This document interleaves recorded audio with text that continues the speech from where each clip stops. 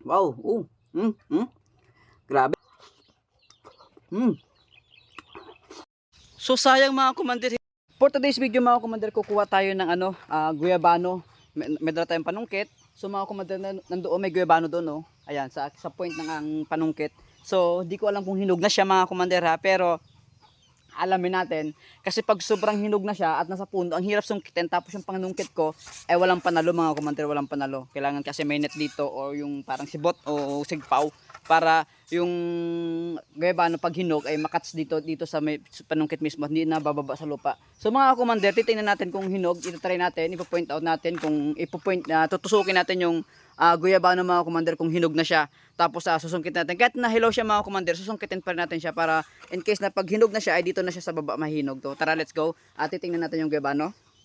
Ayan mga commander yung puno. So isusum natin. Ayan po yung guyabano. Medyo malaki na siya, tapos yung pinakang tuldok-tuldok niya medyo naghihiwa-hiwalay na o medyo malalay ng pagitan sa isa't isa. Isang indication na malapit na po siya mahinog or hinog na siya. So ipo-point out natin. Mga ka-commander, ano na siya, hibal na siya or may posibilidad na siya mahinog ngayon or bukas mga commander. Ayan mga commander, oh. So susungkitin ko na siya ngayon kasi pag halimbawa hinog na siya ay baka hindi ko na siya masungkit ng maayos, baka bumagsak na sa baba, mabasag. So susungkitin natin mga commander. So sayang mga commander, hinog na pala siya, pero by the way mga commander, pwede pa siyang kainin, oh. O yan, oh, hinog na, sayang, sobrang sayang. So pag hindi ko pa hinog, oh. So mamaya titirahan natin to. Tara, let's go. Alis, sayang mga commander, nalurit siya. Ito nga sinasabi ko, pag sobrang hinog na yung guyabano at sa taas, hindi ko, wala akong panungkit kasi na pwedeng magsalo dun sa pinakang panungkit para hindi bumaba sa baba at sa lupa malaglag itong guyabano. So sayang, pero hindi siya sayang kasi kakain natin siya. So sayang, oh, ito yung sa amin madudumi na, pero kakainin pa natin siya, mumukbangin pa rin natin siya mga ka-commander. Tara, let's go. Bali, ito mga commander yung guyabano, yung nakita nyo kayo na sa taas. So hinog na pala siya mga commander. So mumukbangin natin. Tara, kain po tayo ng guyabano. Ito, mga commander, pag hinog talaga dun sa pag hinog sa puno, talaga napakatamis nito mga commander. Sayang, sana buo natin nakuha kung kahapon pa natin sinungkit. Kanina ko lang, kahapon ko pa siya nakita mga commander.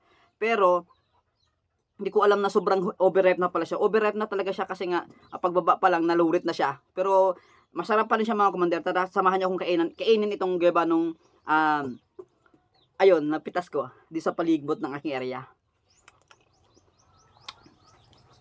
Mga commander, sobrang tamis. Sobrang tamis mga commander. Ganito to pag hinog sa puno, tagang yung guyabano, sobrang tamis. Kisa dun sa hinog sa yung pag pinik sa puno ay hihilaw, hindi gaano matamis. Pero ito mga commander, sobrang tamis, oh.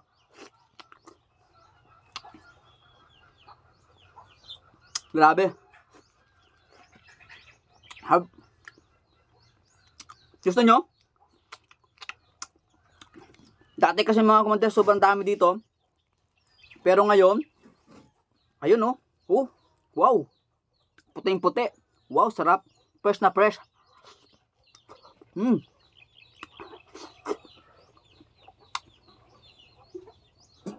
Grabe, ang sarap. Yung tamis niya, grabe. Natural yung tamis niya.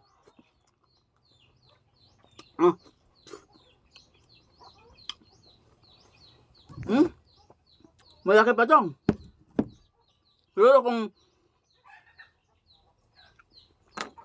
may 3 kilo siya, yung buo, yung kabuuan. Pero, oh, grabe mga commander, oh. Sobrang sarap. Sobrang tamis. Tara, kuha pa tayo. Kain tayo, kain.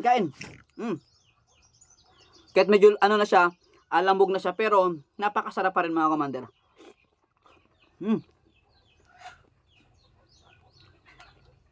Maubos ko ata siya.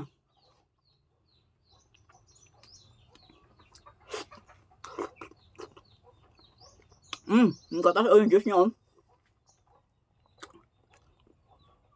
Pero kahit na yung na ano siya, pagbagsak niya ay sabog o yung may sira na siya, masarap pa rin. Oh, grabe. Sobrang sarap. Kasi nga mga commander, galing sa puno at fresh na fresh. Talagang kapipitas walang.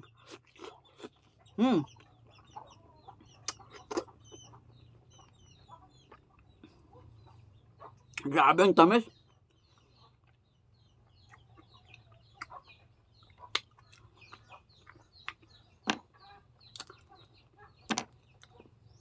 Nagsisimula ng mga kakumader na magbunga yung mga gebano ko. Bala ko sanang putulin na kasi nga di na nga naarawan. Ngayon, nakikita ko sobrang dami niyang pagbubunga. Kaya hindi ko na siyang balak putulin.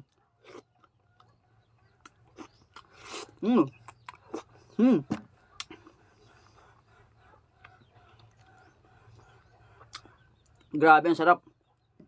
Ito pa, oh. Wow. Wow, napaka ano, sarap. Wow, grabe.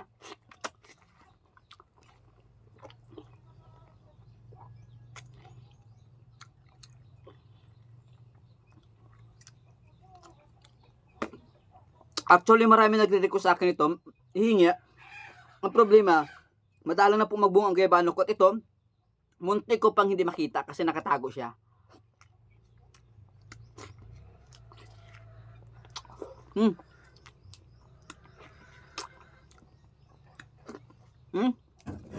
Mga kumadro, mayroon pa. Gusto niyo akong samahan at gusto niyo akong samahan kumain?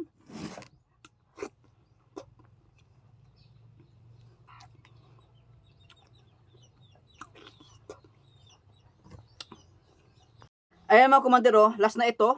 Meron pa siyang yung ng langgam. Pero sayang, kakainin ko to, titirahin ko to. Kahit medyo na siya.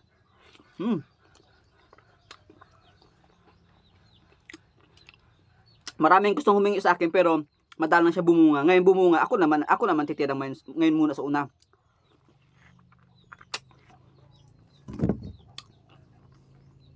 So bali mga komandero, hanggang dito na lang pag-vlog ko tungkol sa pagkain ko ng gebano. Kung maraming salamat at sana nagustuhan yung pagkain ko ng gebano. At kung maraming hinog dito sa puno dito, pamimigay ko na lang mga commander, pumunta na lang kayo dito.